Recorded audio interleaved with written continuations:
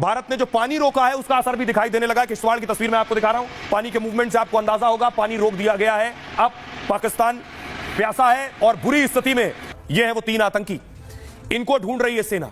लेकिन सवाल ये ये कहां चले गए? जमीन निगल गई, आसमान खा गया। देखिए, सवाल ये है कि पहलगाम में जिन आतंकियों ने हमला किया वो पकड़ से दूर और बाहर क्यों है?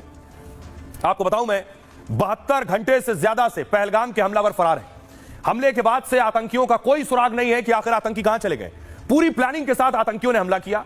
जंगल की तरफ से आए आतंकियों ने पहले फायरिंग की और 10 से 15 मिनट में 26 लोगों को मार दिया। हमले में 5 आतंकियों के होने का अनुमान है और इनमें 3 लोकल और 2 पाक आतंकी। आतंकी हमले के बाद वापस जंगल में गायब हो गए।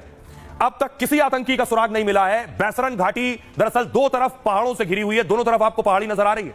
इसके दोनों तरफ जंगल है। यह इलाका त्राल और किश्तवाड़ से कनेक्ट करता है। ये दोनों जिले आतंकवाद का गढ़ है। आतंकी त्राल के जंगलों से आए थे। पहले से पहलगाम से त्राल का सड़क का रास्ता 55 किलोमीटर का है अगर सड़क से आएंगे, लेकिन जंगल से जाएंगे तो यह 20 किलोमीटर हो जाता है। आतंकियों ने इसी का फायदा उठाया है। त्राल का जंगल पाक और लोकल आतंकियों का गढ़ है। यह जंगल बैसरन घाटी से सटा हुआ है और त्राल का जंगल आतंकियों के लिए सबसे सुरक्षित है।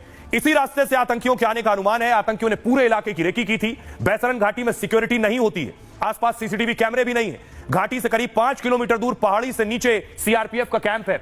यहां से मौके पर पहुंचने में आधे घंटे का वक्त लगता है। बैसरन तक सिर्फ पैदल, घोड़े या एटीवी बाइक से जा सकते हैं। सुरक्षा बलों के पहुंचने से पहले आतंकी जंगल के रास्ते भाग गए।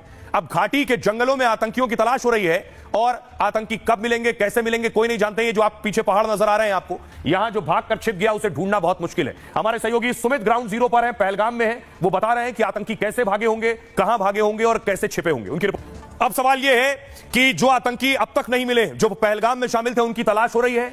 लेकिन उनमें से एक आतंकी आसिफ का घर देखिए आज उड़ा दिया गया है। यानी जो कश्मीर में आतंकी हैं और फरार हैं, उन पर एक्शन हो रहा है, उनके ठिकानों पर हो रहा है। आसिफ शेख उसी में से एक बताया जाता है। आइए आपको बताऊं आसिफ शेख है कौन और इस पर आरोप क्या है। हमले में शामिल रहे आतंकी आसिफ शेख का घर बम से उड़ा दिया गया। त्राल में आसिफ शेख का घर है। बम धमाके में घर जमींदोज हो गया। आसिफ शेख लश्कर-ए-तैयबा का स्थानीय कमांडर है। तलाशी अभियान चलाते हुए सुरक्षा बलों को उस घर में कुछ संदिग्ध वस्तुएं मिली थी। आतंकी आसिफ शेख 2022 में लश्कर से जुड़ा था और पीओके में आसिफ ने ट्रेनिंग ली। कुछ समय पहले एक एनकाउंटर के दौरान आतंकियों के पास से एक डायरी मिली थी और डायरी में आसिफ की भी फोटो मिली थी। आसिफ शेख और आदिल ठोकर ने पहलगाम की कई बार रेकी की है।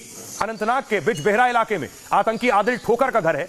कल शाम 8:30 बजे उसके घर सुरक्षा बलों की टीम पहुंची और घर में सिक्योरिटी फोर्स को आईडी मिला है, जिसके बाद पूरे इलाके को खाली कराया गया। आदिल ठोकर का घर मलबे में तब्दील हो गया। आदिल ठोकर का स्केच भी सिक्योरिटी फोर्स ने जारी किया था। आदिल